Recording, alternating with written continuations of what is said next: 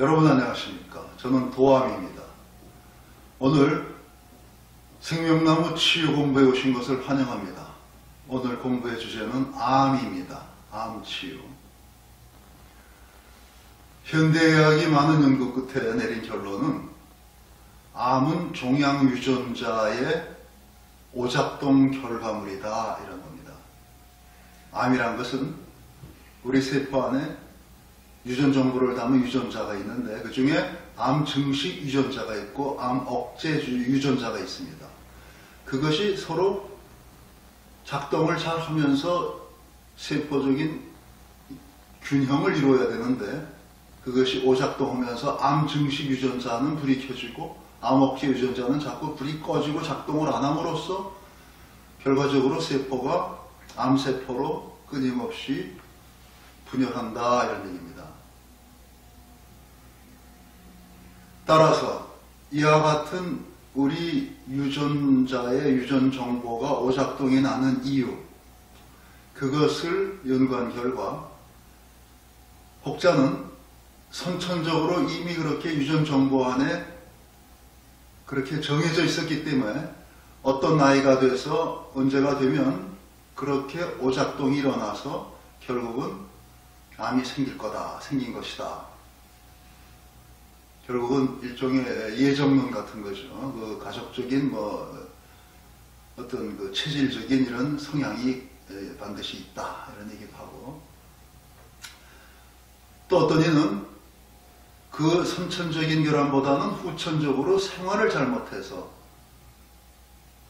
뭔가 스트레스 많이 받고 이런 공해물질이나 또는 섭생을 잘못해서 그와 같은 독성 물질 여러 가지 과로 끝에 면역 기능이 떨어져서 그와 같이 어느 날 세포가 암세포로 바뀐 것이다. 또는 유전자의 정보 신호 전달이 잘못되는 것이다.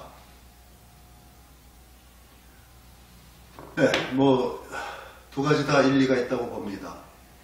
그런데 그와 같이 유전 정보의 작동이 잘못되는 데는 결국 신호 전달 물질이라는 것이 작동을 하게 되는데 그것이 근본적으로는 우리 몸에 물질 이전에 어떤 전기적인 자기적인 정보 형태로 그것이 전달됩니다.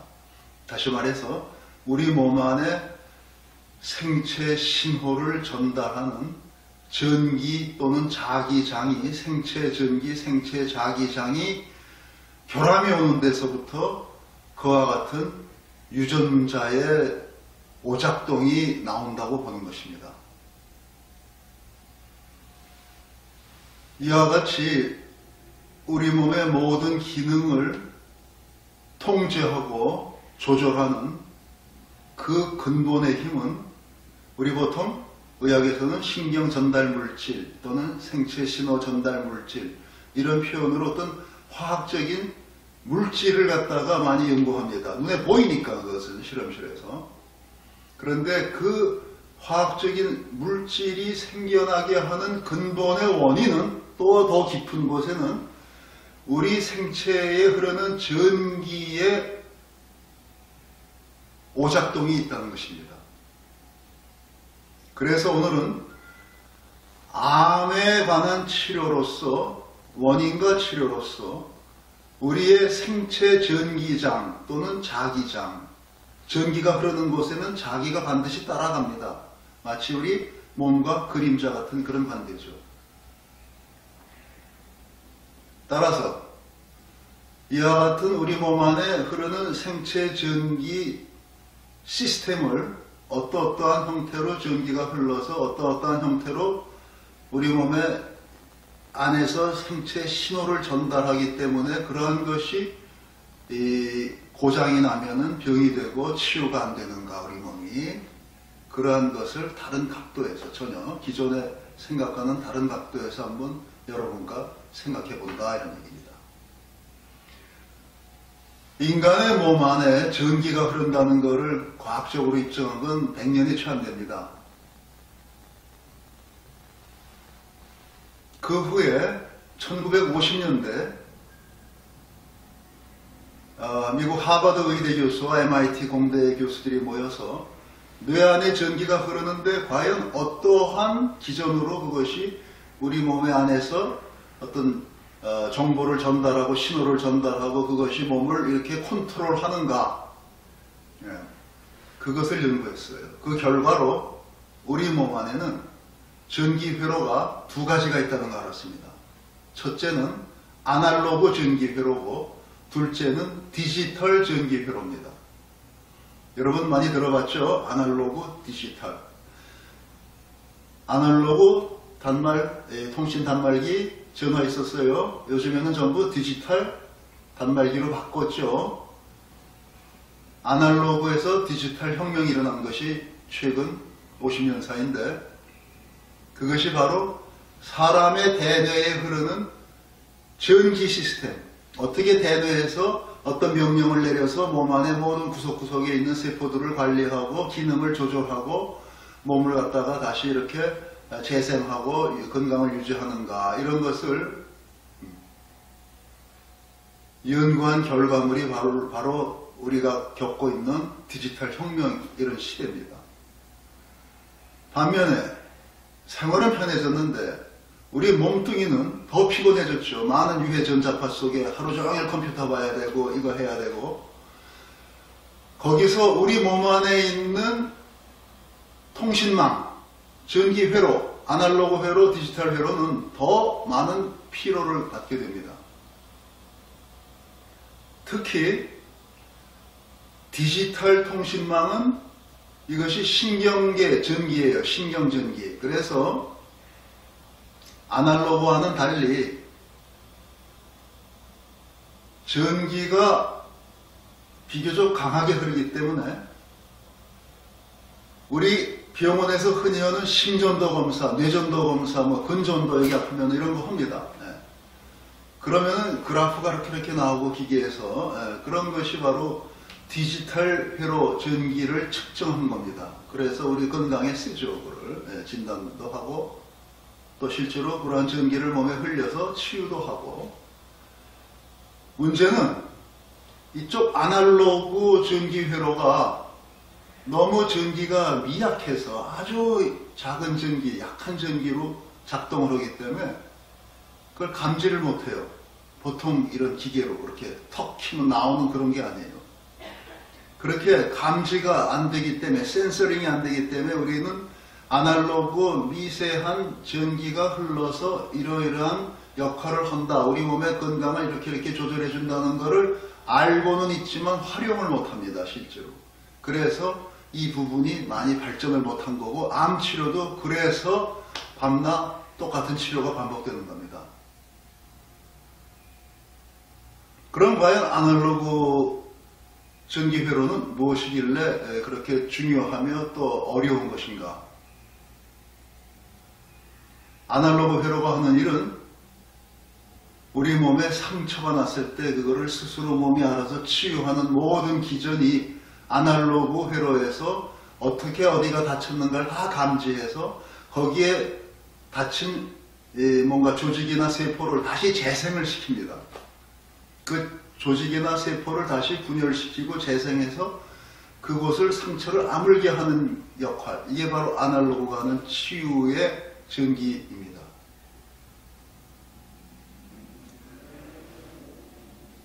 따라서 세포 차원에서 필요한 것을 꼭 집어서 다시 분열시키고 증식시키고 분화시켜서 뼈가 부러졌으면 뼈로, 어디가 뭔가 피부가 찢어졌으면 피부세포로 해서 그걸 다시 치유한다는 것은 아날로그 전기회로에 충분히 그러한 기능이 있다는 것을 보여줍니다.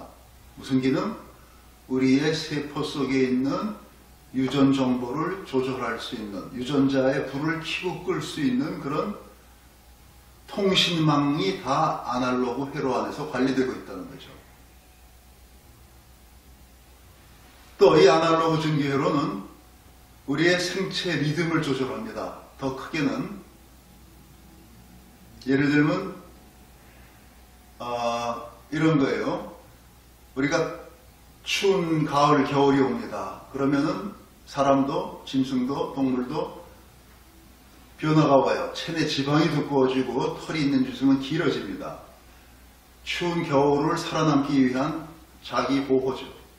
그것이 자동적으로 이렇게 일어납니다. 어떻게? 아날로그 회로가 밖에서 오는 미세한 그런 빛의 파장, 파동 에너지를 다 감지하는 게 아날로그 회로의 특징이에요. 그래서 날이 해가 짧아질수록 일조량이 줄어드는 것을 안에서 다 그 아날로그 회로가 CCTV 24시간 가는 것처럼 기록을 다 해서 체크를 해서 매일같이 일조량이 줄어들면은 이제는 날이 추워지는구나 하는 걸 다 압니다. 그리고 거기에 대비해서 지방을 두껍게 축적하고 털을 길게 나오게 하고 심지어는 어떤 동물들은 동면을 하죠. 굴 속에 들어가서 땅속에서 잠을 자버리죠. 아예 추운 겨울에. 그러다가 걔들이 깨어나요. 봄철이 되면. 어떻게 깨어나요? 누가 가서 뭐 똑똑똑 해서 깨는 게 아니죠.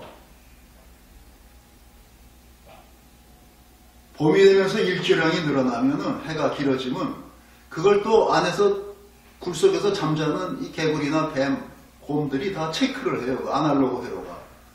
그래서 그 아날로그 회로가 체크한 낮 시간이 길어진 것이 어느 정도 되면은 이제는 밖이 따뜻해졌다. 내가 이 생체 리듬을 갖고 이제는 밖에서 살 수 있다 하는 것을 아는 겁니다. 그래서 깨어서 나오는 거예요. 사람의 수면도 이와 같은 성격과 유사합니다. 저절로 잠들고 저절로 깨고 피로가 가시면 깨고 힘들면 잠들고 거기에도 이것이 한 역할을 합니다. 여러분 불면증으로 밤낮이 바뀌고 이상하게 사는 사람들 힘들고 고통받죠. 불면증은 참 무서운 거죠. 결국은 아날로그 회로에 이상이 생긴 겁니다. 이와 같이 우리 생명 유지에 가장 필수적인 것을 아날로그 회로가 합니다. 또 사람은 단순히 동물이 아니기 때문에 정신이 있죠. 우리 정신, 가장 고급의 정신 사유 세계를 도와주는 것이 아날로그 전기회로입니다. 인간이 짐승과 달리 좀 고등한 생각, 자기 나름의 어떤 판단을 해서 결정을 내릴 적에 이런 결정, 이런 정신력이 바로 아날로그 회로에서 나옵니다. 아날로그 전기가 약해지면 되네. 좀 불안하고 우물쭈물하고 뭔가 이렇게 말을 해도 그냥 이 말 저 말하고 결론이 없고 뭐 이런 이상한 이 결단력이 없는 그런 사람이 돼요. 뭔가 이렇게 기승전결 이게 딱 안 나온다는 얘기죠. 또 아날로그 회로는 우리가 상상한다든가 뭐 이런 걸 또 도와줘요. 그래서 암 치료 중에 상상요법이라는 게 있어요. 이미징 테라피.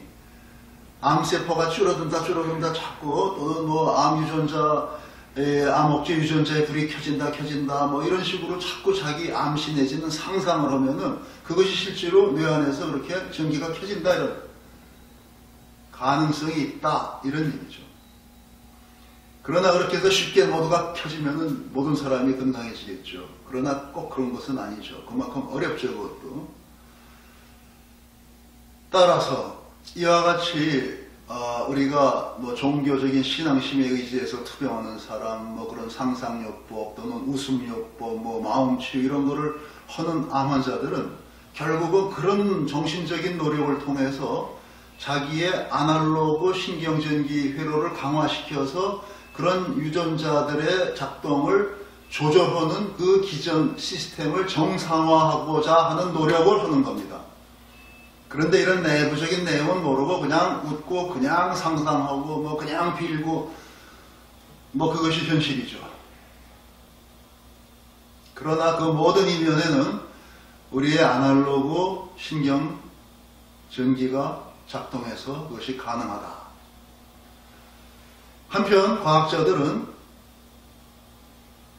이 아날로그 전기라는 게 아주 미세해요. 보통 1A에서 1억분의 1이 작동을 하니까 아주 미세해서 이게 측정이 안 돼서 우리가 쉽게 의료에 쓸 수가 없다고 그랬죠. 진단이 안 되니까 디지털 회로는 아까 얘기한 대로 다 그 작동을 전기적으로 체크해서 병원에서 씁니다. 일상적으로. 심전도, 뇌전도, 근전도 이런 거.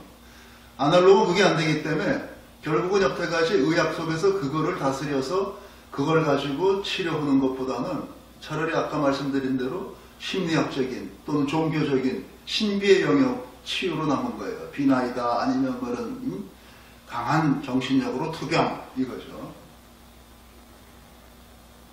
그런데 학자들은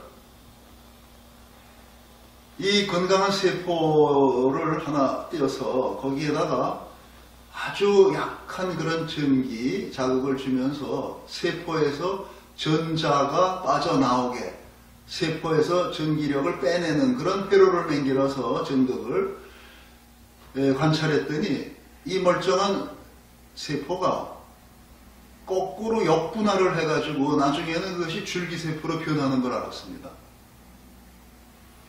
그러니까 세포에서 전자가 빠져나오도록 전기력이 약화되도록 하니까 세포가 죽겠죠. 죽지 않으려면 얘는 어떻게 하느냐? 역분할을 해서 애초 상태의 줄기세포로 퇴행을 했다고 그럴까? 역분할을 한 겁니다. 이와 같은 현상이 암세포도 있습니다. 암세포가 이 사방에서 이제 뭐 치료를 해서 살기가 힘들어지면은 스스로 역분할을 해서 암줄기세포로 변형돼서 속에 숨어 있습니다. 그러다가 1년, 2년, 3년 후에 치료 안 하고 그냥 멋대로 또 살면은 주변 환경이, 세포 주변 환경이 자기한테 좋게끔 나빠지는 게 걔들한테 좋은 거죠. 이것이 다시 살아나서 암이 됩니다.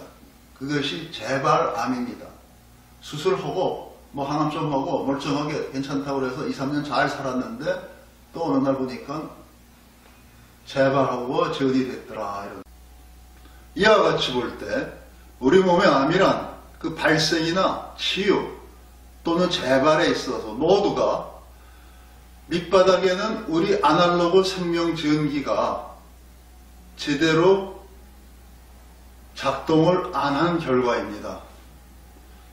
뒤집어 말하면 아날로그 생명전기가 제대로 우리 몸에 신호 전달, 생명신호 전달, 달리 얘기하면 유전자에 있는 유전자 종양 억제 또는 종양 증식 유전자가 제대로 불이 켜지게끔 하는 그 신호 전달 또는 면역계 안에 있는 면역체가 우군과 아군과 적군을 알아보고 정상세포, 암세포를 알아보고 골라서 선택적으로 공격할 수 있는 그러한 신호 전달, 그러한 기능이 아날로그 생체 신호 전달 체계에서 무너진 결과로서 제대로 작동을 안 하는 것입니다.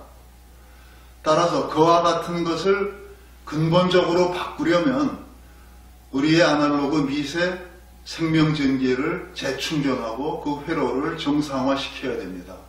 어떻게 하면 그것이 가능할 것인가? 그것이 앞으로 우리가 같이 공부해야 될 과제입니다. 보통은 우리가 아날로그 회로가 고급의 정신활동과 연결되어 있다고 알고 있어요. 그래서 우리는 정신력을 강조해서 투병을 하고 신앙의 힘으로 투병을 하고 그런 일이 많이 있습니다. 실제로 또 효과도 있고요. 그러나 그것도 쉬운 일이 아니기 때문에 너무도 지치고 힘든 환자 보고 너 지금부터 정신력을 키우고 지금부터 신앙심을 키워서 병 고쳐라! 쉽지 않은 얘기죠. 따라서 지친 사람을 살리는 방법, 하늘을 쳐다보는 겁니다. 하늘을 쳐다보면 뭐가 있습니까? 혹자는 하느님이 계시다 할 수도 있고 또는 별이 있다, 해가 있다, 달이 있다. 그와 같은 하늘에서 오는 하늘의 기운, 빛과 중력장이 어우러져서 소용돌이 치는 가운데 엄청난 우주적 전자기장이 생깁니다. 하늘엔 그것이 있어요. 그 우주의 전자기장에서부터 전달되는 엄청난 에너지를 우리는 제로 포인트 에너지라고 합니다. 이거는 0점 에너지. 인터넷 찾으면 있습니다. 이거는 현대과학의 양자물리의 공식 용어입니다. 양자물리 용어예요. 0점 에너지, 제로 포인트 에너지. 그것이 우리 밤하늘에 마치 바다와도 같이 무한히 있다는 거죠. 그래서 그 에너지를 우리가 끌어다 쓸 수 있으면 가장 빠르게 우리의 아날로그 생명 전기를 재충전하고 기능을 살리는 겁니다. 그와 같은 에너지를 쉽게 방 안에 누워서 받아서 쓸 수 있는 방법으로 이와 같은 것을 소개합니다. 저기 있는 별판, 별들이 배열되어 있는 판이 바로 우리가 성경에 나오는 생명나무입니다. 저것이. 생명나무 하면 무슨 아라비아 사막에 있는 대추야자 나무가 아니에요. 별입니다. 별이 어떻게 배열되느냐에 따라서 빛이 어떻게 조화를 이루느냐에 따라서 우리의 생명을 살리는 빛이 나온다고 고대에서부터 지금까지 엘리트 유태인들 사이에 연구되는 카발라라고 하는 공부의 결과입니다. 카발라 때려보세요. 인터넷에 나옵니다. 카발라. 유태인에 전승되는 비밀스러운 공부입니다. 생명 공부. 그것이 여기 있는 생명나무이고 그 생명나무를 제대로 작동시키면은 저 별판에서 이상한 빛이 나옵니다. 이상한 빛. 저기 실제 있는 하늘의 빛이 나오는 거예요. 그 빛이 여기 있는 전체의 별빛을 살려내는 그러한 하늘을 마치 내려놓은 것 같은 그와 같은 별빛이 우리에게 전달이 됩니다. 이런 얘기를 자꾸 하면 이는 무슨 해리포터 소설에 나오는 무슨 매직 스쿨 아니냐 그런 말씀을 하실 분도 있지만 그와는 달리 이것은 현실입니다. 사실입니다. 앞으로 여러분은 저와 함께 이와 같은 생명나무를 실제로 작동시켜서 여기에서 하늘의 별을 옮겨놓은 것 같은 그 빛을 받으면서 이것이 하늘나라 제로 포인트 에너지를 잡아서 우리에게 쏴주는 안테나라고 생각하시면 돼요. 그와 같은 빛을 받으면서 우리의 아날로그 생명전기를 재충전하고 그 기능을 살려서 우리 몸에 암을 조절하는 면역 기전이나 유전자 정보들을 제자리로 돌려놓는 혼란스러운 상태가 정상화되는 그러한 치유를 공부하십니다. 오늘은 여기까지. 감사합니다.